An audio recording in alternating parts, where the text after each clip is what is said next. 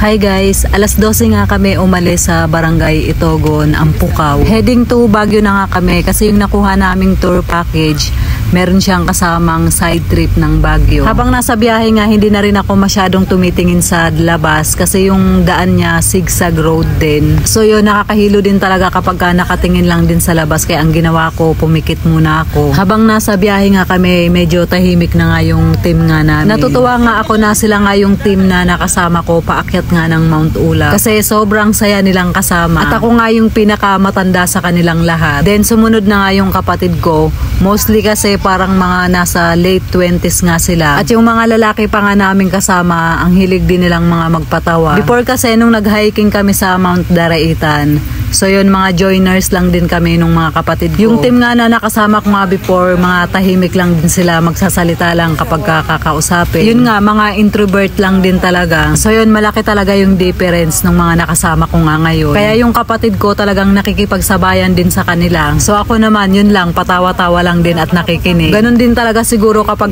nagkakaedad na, hindi na rin masyadong makwento. Sa voice over na nga lang nga din ako makwento masyado. So yun na nga, alauna nga kami nakarating dito sa Baguio at 1 oras lang naman din yung pagitan ng biniyahe nga namin. Pagbaba nga namin sa van, nagkahiwa-hiwalay nga kami kasi yung iba namin kasama dumiretso na sila sa Burnham Park.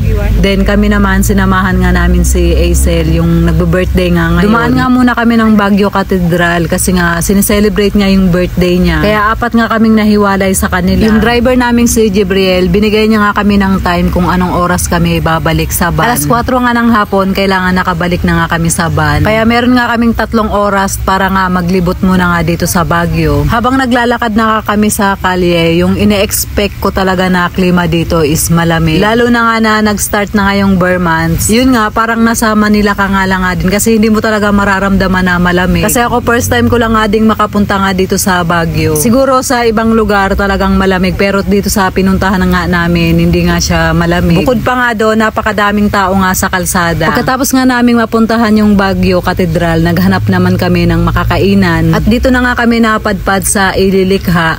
Sobrang aesthetic nga ng lugar. Kasi parang nasa loob ka nga ng isang malaking puno. Iba't ibang klase nga ng pagkain meron nga sila dito. So yun nga, pagdating nga namin dito sa loob, naku-curious nga kami kaya naakyat namin hanggang dulo nga nung hagdanan. At naghahanap na rin kasi kami ng makakainan. 4 nga kaming magkakasama nga dito at hindi na rin nga kami nagtabi-tabi kasi walang mapupwestuhan na pang-apatan nga na pwedeng umupo dun sa napili nga naming kainan. Yun nga, kaming dalawa nga ng kapatid ko, nagkanin nga kami din. Yung dalawa naming kasama, nagkape lang din sila. Parehas na nga kami ng kapatid ko na binili nga ng pagkain. Yung ganitong set nga ng pagkain, 195 pesos nga yung binayaran nga namin. Bukod pa nga dun yung drinks.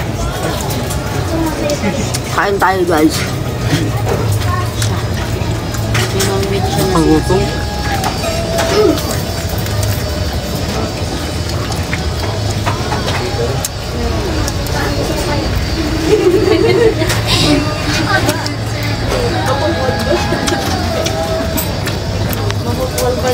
Aming drinks. Naubos na. Buti na nga lang nga din at nawala na nga yung espiritu ng alak sa katawan ko, kaya nakakain na rin nga ako ng maayos. Kasi nung nag-breakfast nga kami dun sa Mount Ulap, yung pa-breakfast nga ng Batang Gala, hindi ko talaga siya masyado na-enjoy kasi nga nalulula talaga ako. Ang sasarap pa naman sana ng mga pagkain. Pagkatapos nga namin kumain, balak na nga namin pumunta ng Burnham Park para dun naman mamasyal. Sobrang dami talaga ng tao pagdating nga namin dito sa may crossing. So yun nga, yung pasyalan nga dito, magkakalapit na nga lang nga, kaya pwede na ring lakarin. Palubat na ako. Bahala ng malubat. So yun, pagdating nga namin dito sa Burnham Park, bagsak na naman talaga yung battery ko. Yung dala ko ngang power bank, hanggang 2 beses lang nga siya makakapuno dun nga sa cellphone ko. Hindi na rin kasi talaga healthy yung battery ko, kaya talagang napakabilis ng malobat. Kaya puro pahapyaw na nga lang nga yung video ko nga dito. Nilibot lang din naman namin yung buong park, then after nga, naghanap na nga kami kung saan nga makakabili nga ng mga pampasalubong. Malapit na nga to dun sa pinagparking nga ng van nga na sinakyan nga namin. Around 400 pesos din nga yung nagastos ko nga dito sa pagbili nga ng mga pampasalubong. Mga nakatab na nga lang nga din yung binili ko. 7 pieces nga siya, worth 100 pesos. Kaya malilibang ka talagang bumili kasi nga parang ang mura nga niya. Past 3 PM nga kami nakabalik ng van. Yun nga lang kasi sarado pa, wala pa nga sila dun, kaya pumunta muna kami ng Chowking. Doon na muna kami nagpalipas nga ng oras. Kumain na rin nga ng halo-halo. Hindi na nga ako nakapag-video doon kasi nga lobat na nga yung phone ko. Pagkabalik nga namin ng van, i-charge ko na nga yung phone ko sa power bank. Then nag-start na rin nga kaming bumiyahe pabalik nga ng Manila. Napadaan naman kami dito sa may bilihan nga ng mga daing. Nakakatuwa nga bumili nga dito kasi nga may pasample pa nga. Kaya bago nga kami nagsipagbilihan, kumain na nga muna kami nung sample. Nabusog na rin nga kami kasi nga may kanin siyang kasama. Wow! May kanin, seryoso? Kaya pala yan. Ay, guess siya. Ganyan. Sugi namin. Sarap ng anong puti. Magkano yung suka nyo dito? Yung pinagsawsawan. Yung malaki, ma'am, 250. Maliit, 150. Tayo para tikman lahat. May pusit po.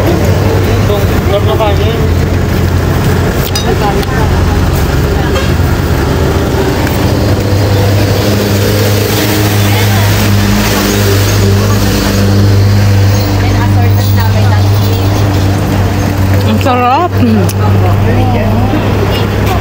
Ay, ang gitna. Nagkarin sa lagi siya.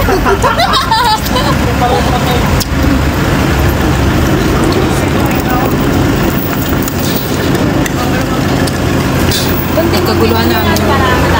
Gaya ng ginawang pinipikot-pikot. Bimutan kami. Nakakaitin pala kayo eh. Ma'am, So yun nga, hindi na nga taste-test yung ginawa nga namin, kundi lamon na talaga.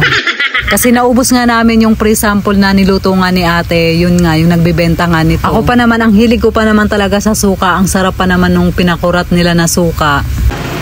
Sarap. Mga batang galars. Pauwi ng mga batang gala.